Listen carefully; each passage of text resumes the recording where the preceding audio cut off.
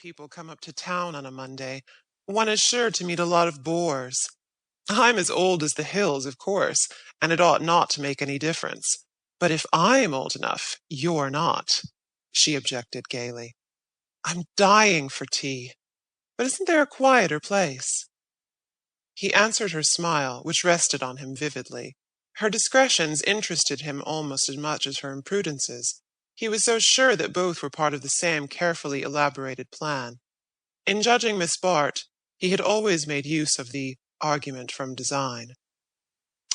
The resources of New York are rather meager, he said.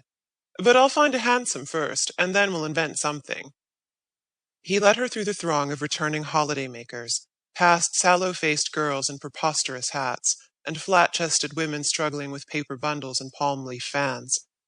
Was it possible that she belonged to the same race?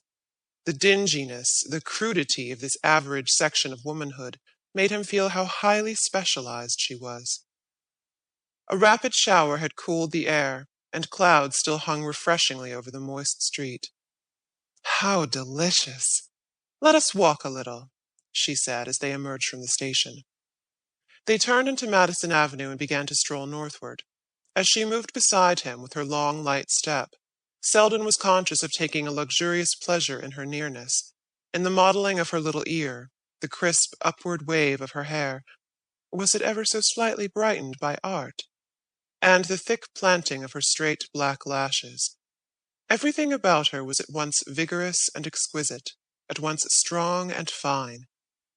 He had a confused sense that she must have cost a great deal to make, that a great many dull and ugly people must, in some mysterious way, have been sacrificed to produce her. He was aware that the qualities distinguishing her from the herd of her sex were chiefly external, as though a fine glaze of beauty and fastidiousness had been applied to vulgar clay. Yet the analogy left him unsatisfied, for a coarse texture will not take a high finish, and was it not possible that the material was fine, but that circumstance had fashioned it into a futile shape?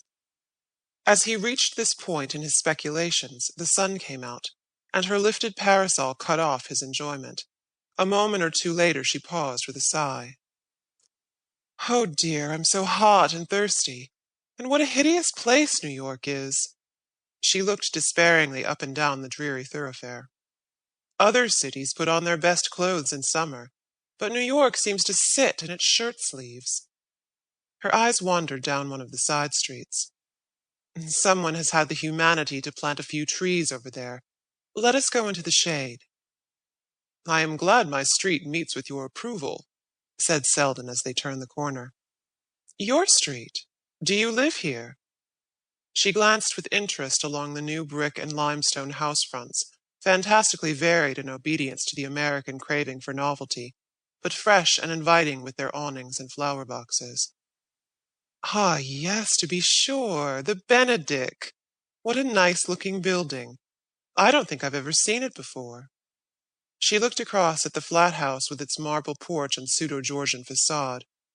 Which are your windows? Those with the awnings down? On the top floor, yes. And that nice little balcony is yours? How cool it looks up there. He paused a moment. Come up and see, he suggested. I can give you a cup of tea in no time, and you won't meet any bores. Her color deepened. She still had the art of blushing at the right time, but she took the suggestion as lightly as it was made. Why not? It's too tempting. I'll take the risk, she declared. Oh, I'm not dangerous, he said in the same key. In truth, he had never liked her as well as at that moment. He knew she had accepted without afterthought. He could never be a factor in her calculations, and there was a surprise, a refreshment almost, in the spontaneity of her consent.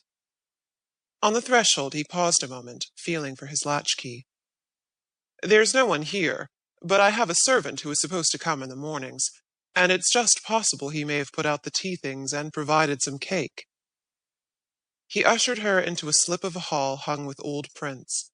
She noticed the letters and notes heaped on the table among his gloves and sticks.